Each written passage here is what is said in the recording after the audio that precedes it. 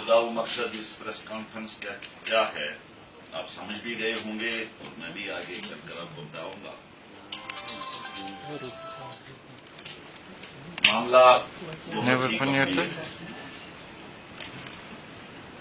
और मेरे ख्याल में जितने कंसर्न हम हैं जम्मू कश्मीर नेशनल कॉन्फ्रेंस, इतने ही कंसर्न आप भी हैं और इतने ही कंसर्न रियासत में रहने वाले अवाम हैं।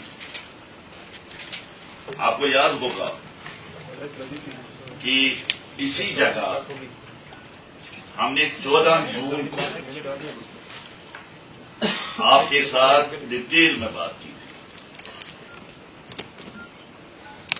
वो इसलिए हमने बुलाई थी कि 13 जून को यहां पे रियासत की वजीर आला मोहतरमा महबूबा मुफ्ती ने आल पार्टी मीटिंग बुलाई थी और आल पार्टी मीटिंग में किसने क्या कहा वो मैंने आपकी नोट्स में लाया था और ये भी कहा था कि आखिर पर चीफ मिनिस्टर ने हमें यकीन दिलाया था कि जब दूसरी मीटिंग हम बुलाएंगे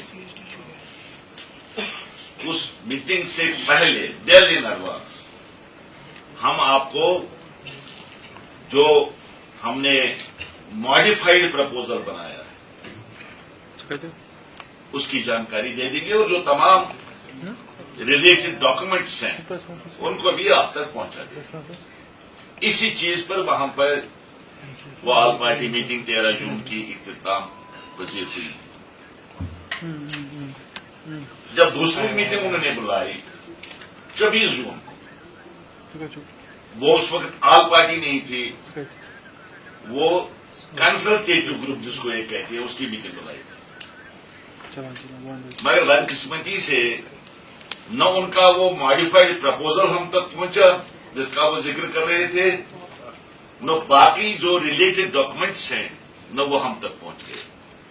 इसलिए आपको जैसा पता है हमने उनको कहा कि हमारा मीटिंग में आना कोई फायदे की बात नहीं होगी, सूदमंद साबित नहीं होगी, जिसको मीडिया में कहा गया कि नेशनल कॉन्फ्रेंस और कांग्रेस ने बाइकआउट किया।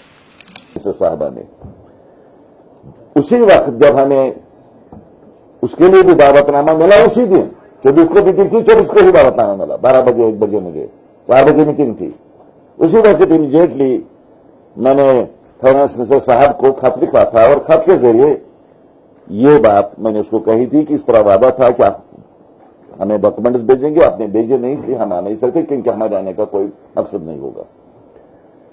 उसके बाद मख्तर में बताऊंगा 29 को इसी ऑल पार्टी कंसल्टेटिव ग्रुप की मीटिंग बुलाई गई।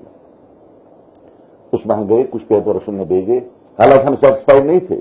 जो पेपर्स उन्होंने भेजे थे हमें या जिसको वो मॉडिफाइड प्रपोजल कहते हैं वो हमें कन्विंस नहीं कर सका अपनी जगह। लेकिन उसके बावजूद मैंने कहा कि हम जाएंगे, लिखेंगे, इसको हो सकता है मजीद वो एक्सप्लेन वहां पर करेंगे तो हम चले गए।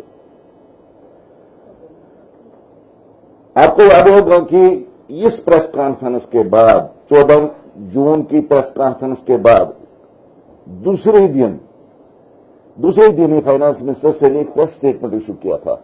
मुझे कहा था कि चूंकि उन्होंने 13 जून की प्रेस कॉन्फ्रेंस में किसी अल्टरनेटिव जीएसटी की बात कही है,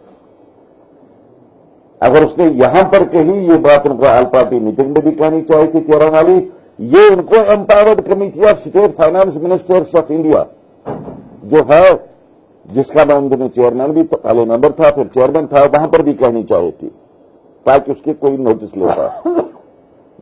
मैंने भी क्लेरिफिकेशन दे दी।